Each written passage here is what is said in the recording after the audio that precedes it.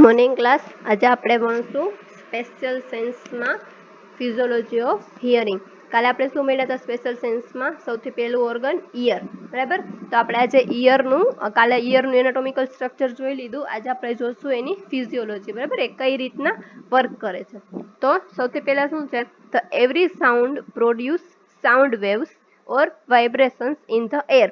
મતલબ કોઈ પણ જે સાઉન્ડ છે એ શું પ્રોડ્યુસ કરે છે, તો કે વેવ્સ પ્રોડ્યુસ કરે છે અને વાઇબ્રેશન પ્રોડ્યુસ કરે છે ક્યાં? એરમાં.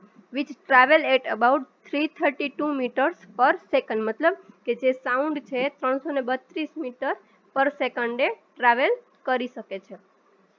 તો હવે જોઈએ કે કઈ રીતના કામ કરે છે. તો આપણે જે સાઉન્ડ પ્રોડ્યુસ થયું એ સૌથી પહેલા ક્યાં આવશે? આપણે કાનના ઓરિકલમાં, બરાબર.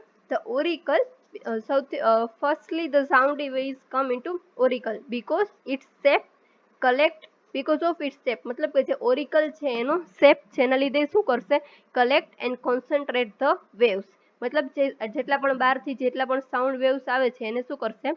કલેક્ટ કરશે અને કોન્સન્ટ્રેટ કરશે. પછી એ શું કરશે? Collect and concentrate the wave and direct them along the auditory canal. મતલબ કે ઓરિકલ છે ત્યાંથી ક્યાં મોકલશે? ઓડિટરી કેનાલમાં મોકલશે. Auditory canal which causing the tympanic membrane to vibrate. મતલબ કે ઓડિટરી કેનાલ છે ત્યાંથી એ ક્યાં મોકલશે? ટિમ્પેનિક મેમ્બ્રેનમાં, બરાબર. તો ટિમ્પેનિક મેમ્બ્રેન છે એ શું કરશે? વાઇબ્રેશન બનાવશે, બરાબર. બહારથી જેટલો પણ સાઉન્ડ આવ્યો એને વાઇબ્રેશનમાં કન્વર્ટ કરશે. કોણ કરશે? Tympanic membrane. એના પછી શું થશે? The tympanic membrane vibrations are transmitted into middle ear. મતલબ કે જે ટિમ્પેનિક મેમ્બ્રેન છે ક્યાં આવેલું? મિડલ ઇયરમાં આવેલું, બરાબર. તો ત્યાંનું જે મેમ્બ્રેન છે એ શું કરશે? આગળ વાઇબ્રેશનને ટ્રાન્સમિટ કરશે. Transmit vibrations into middle ear by movement of ossicles. movement of ossicles માં કયા આવશે? તો કે આપણે કાલે ત્રણ પેલા બોન્સ જોયા હતા, બરાબર. કયા હતા? મેલેટ, ઇન્કસ અને સ્ટેપસ. તો એ જે આપણે ત્રણ બોન ભણ્યા હતા એ બોન છે શું કરશે? તો કે આપણે જે ટિમ્પેનિક મેમ્બ્રેનમાં જે સાઉન્ડ છે એનો વાઇબ્રેશન થયો, હવે એ વાઇબ્રેશનને આગળ મોકલવામાં જે ઓસિકલ્સ છે હેલ્પફુલ થશે. એમાં પણ મોસ્ટ ઇમ્પોર્ટન્ટ હેલ્પફુલ કયું થશે? તો કે સ્ટેપસ, બરાબર. સ્ટેપસ છે એ હેલ્પફુલ થશે. તો હવે શું થશે? At the medial end the foot plate of stapes. મેં તમને કીધું હતું ને કે જે સ્ટેપસ છે એનો ફૂટ પ્લેટ છે કોની જોડે એટેચ છે? મેલેટ જોડે. તો સ્ટેપસ છે શું કરશે? જેટલું પણ વાઇબ્રેશન્સ આવે છે એને આગળ મોકલશે. Steps rocks to and fro into setting up a fluid waves in the perilimb of scala vestibuli. મતલબ કે સ્ટેપસ છે એ ટિમ્પેનિક મેમ્બ્રેનમાંથી વાઇબ્રેશન લેશે અને આગળ મોકલશે. ક્યાં મોકલશે?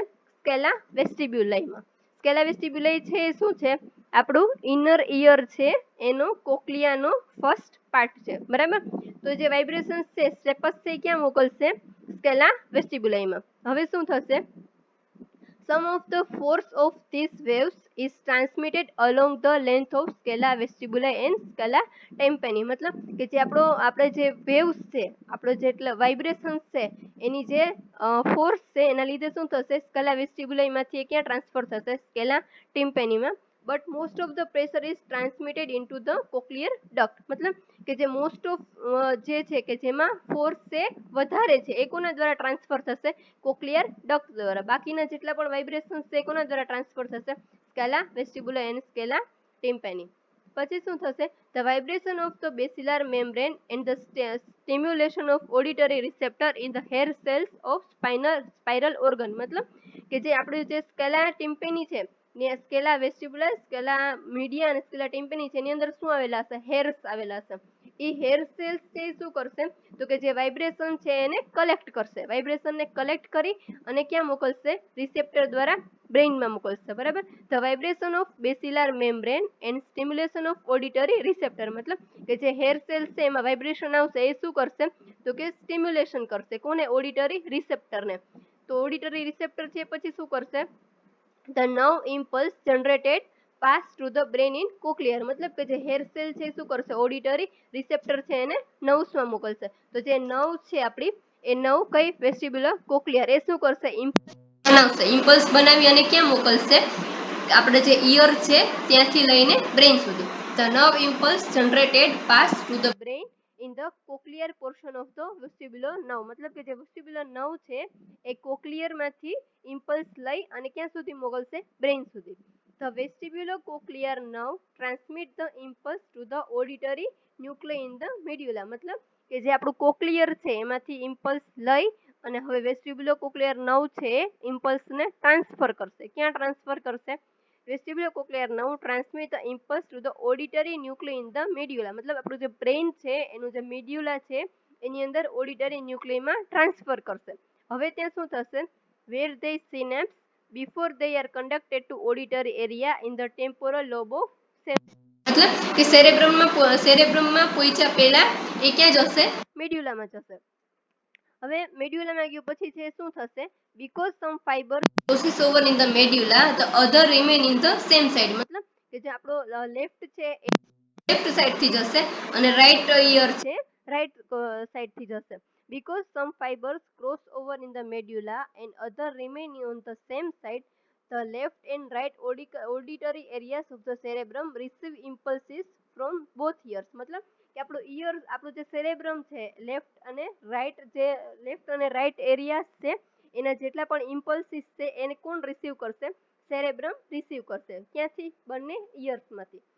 તો પછી શું કરશે? તો કે સેરેબ્રમ છે ઇમ્પલ્સ છે એને રિસીવ કરી અને એનું જે આપણું જે બ્રેઇન છે એને મોકલશે કે આ કોઈ આ વસ્તુનો અવાજ આવે છે. મતલબ આપણે બહારથી કઈ પણ વસ્તુ સાંભળીએ છીએ, બરાબર? આપણે કોઈ પણ વસ્તુ સાંભળીએ છીએ સૌથી પહેલા ક્યાં જશે? તો સૌથી પહેલા ઓરિકલમાં જશે, બરાબર? ઓરિકલ છે એ ક્યાં ટ્રાન્સફર કરશે? તો કે ઓરિકલ છે એ ત્યાંથી લઈ અને ટ્રાન્સફર કરશે ઓડિટરી કેનાલમાં. ઓડિટરી કેનાલ છે એ ક્યાં મોકલશે? ટિમ્પેનિક મેમ્બ્રેનમાં. ત્યાં શું બનશે? ટિમ્પેનિક મેમ્બ્રેનમાં વાઇબ્રેશન્સ બનશે. વાઇબ્રેશન બની અને ક્યાં જશે? મિડલ ઇયરના ઓસિકલ્સમાં, બરાબર? મિડલ ઇયરના ઓસિકલ્સમાં જશે. પછી શું થશે? મિડલ ઇયરના ઓસિકલ્સમાં જઈ અને સ્ટેપસ છે એ ઇમ્પલ્સ ટ્રાન્સફર કરશે સ્કેલા વેસ્ટિબ્યુલાઈમાં. પછી સ્કેલા વેસ્ટિબ્યુલાઈ છે એ ઇમ્પલ્સ છે એ ટ્રાન્સફર કરશે સ્કેલા વેસ્ટિબ્યુલાઈ થી સ્કેલા ટિમ્પેનીમાં, બરાબર? સ્કેલા વેસ્ટિબ્યુલાઈ થી લઈ અને સ્કેલા ટિમ્પેનીમાં. પછી શું થશે? તો સ્કેલા ટિમ્પની છે એ જે વાઇબ્રેશન છે એને ટ્રાન્સફર કરશે કોના દ્વારા? ઓડિટરી રિસેપ્ટર દ્વારા. ક્યાં? તો કે આપણી નવમાં. એ કઈ નવ છે? વેસ્ટિબ્યુલર કોક્લિયર. તો જે વેસ્ટિબ્યુલર કોક્લિયર નવ છે એ શું કરશે? ઇમ્પલ્સ છે જનરેટ કરશે. ઇમ્પલ્સ જનરેટ કરી અને ક્યાં મોકલશે? બ્રેઇનમાં. બ્રેઇનમાં પણ ક્યાં? મેડ્યુલામાં, બરાબર? મેડ્યુલા છે એ કોઈ પણ ઇમ્પલ્સ છે એને કલેક્ટ કરી અને ક્યાં મોકલશે? સેરેબ્રમમાં. સેરેબ્રમ છે એ જેટલું પણ રિસેપ્ટર છે, બરાબર? સેરેબ્રમ છે એ જેટલા પણ ઇમ્પલ્સ છે એને કલેક્ટ કરશે અને એની સામે એ મેસેજ પાસ કરશે, પાછો સામે રિસ્પોન્સ મોકલશે, બરાબર? તો આ શું હતું? ફિઝિયોલોજી ઓફ હિયરિંગ, કે કઈ રીતે આપણું જે ઇયર છે વર્ક કરે છે. તો હવે જોઈએ કે જે સાઉન્ડ વેવ છે એ કયા ટાઈપના હોય છે. The sound wave have the properties of pitch and volume, કે જે સાઉન્ડ વેવ છે એને બે પાર્ટમાં ડિવાઈડ કરીએ છીએ, pitch and volume or intensity. Pitch is determined by the frequency of sound waves, મતલબ કે જે pitch છે એ કોના દ્વારા ડિટરમાઇન કરવામાં આવે છે? તો કે ફ્રીક્વન્સી દ્વારા. કે pitch છે એનો મીનિંગ શું થશે? ફ્રીક્વન્સી. અને આપણે એને મેઝર કઈ રીતના કરી શકીએ છીએ? હર્ટ્ઝમાં, HZ, બરાબર? The frequency of sound waves and it's measured by hertz. અને વોલ્યુમ, બરાબર? બે વસ્તુ છે, પીચ અને વોલ્યુમ. તો પીચ છે એ શું છે? ફ્રીક્વન્સી છે, બરાબર? આપણે જેટલો પણ અવાજ સાંભળીએ છીએ એની ફ્રીક્વન્સી. અને વોલ્યુમ શું છે? તો volume depend on the magnitude of sound waves, મતલબ આપણો જે સાઉન્ડ વેવ છે એના પર ડિપેન્ડ કરે છે. Is measured in the decibels, મતલબ ડીબી. વોલ્યુમ છે એ શું છે? તો અવાજ છે જોરથી આવતો હશે તો કેવો હશે? વધારે હશે. અને કોઈ અવાજ ધીરે આવતો હશે ઓછો હશે. એને કોના દ્વારા આઈડેન્ટિફાઈ કરાય છે? ડેસિબલ્સ દ્વારા. જે પીચ છે એને હર્ટ્ઝ દ્વારા આઈડેન્ટિફાઈ કરાશે અને સાઉન્ડ વોલ્યુમ ડેસિબલ્સ દ્વારા કરાશે. તો આ શું હતું? ફિઝિયોલોજી ઓફ હિયરિંગ, બરાબર?